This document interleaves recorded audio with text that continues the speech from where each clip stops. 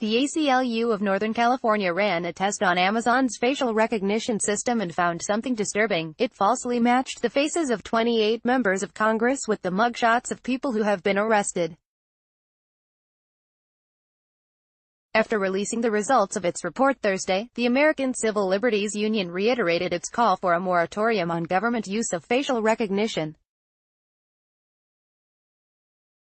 Congress should press for a federal moratorium on the use of face surveillance until its harms, particularly to vulnerable communities, are fully considered, said Nima Singh Giuliani, ACLU Legislative Counsel, in a statement.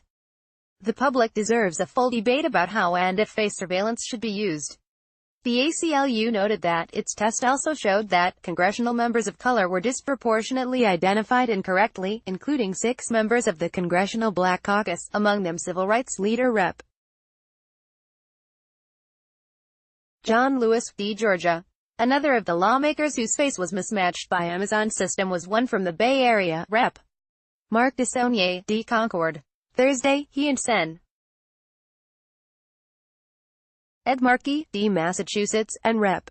Luis Gutierrez, D. Illinois, who were also misidentified, sent a letter to Amazon CEO Jeff Bezos, asking him to provide details about law enforcement's use of recognition.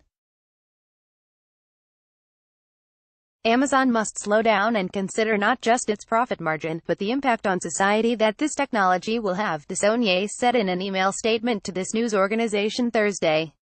Amazon has been facing other resistance against recognition, its facial recognition software, including from its own employees. In June, Gizmodo reported that Amazon workers sent a letter to Bezos, urging him to stop selling facial recognition to law enforcement. Amazon shareholders also asked Bezos the same thing, saying, such government surveillance infrastructure technology may not only pose a privacy threat to customers and other stakeholders across the country, but may also raise substantial risks for our company, negatively impacting our company's stock valuation and increasing financial risk for shareholders. Get tech news in your inbox weekday mornings. Sign up for the free Good Morning Silicon Valley newsletter.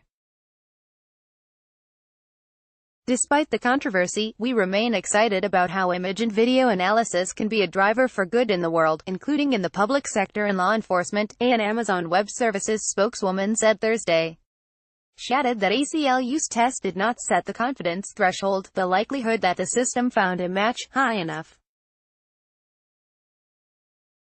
While 80% confidence is an acceptable threshold for photos of hot dogs, chairs, animals, or other social media use cases, it wouldn't be appropriate for identifying individuals with a reasonable level of certainty, she said.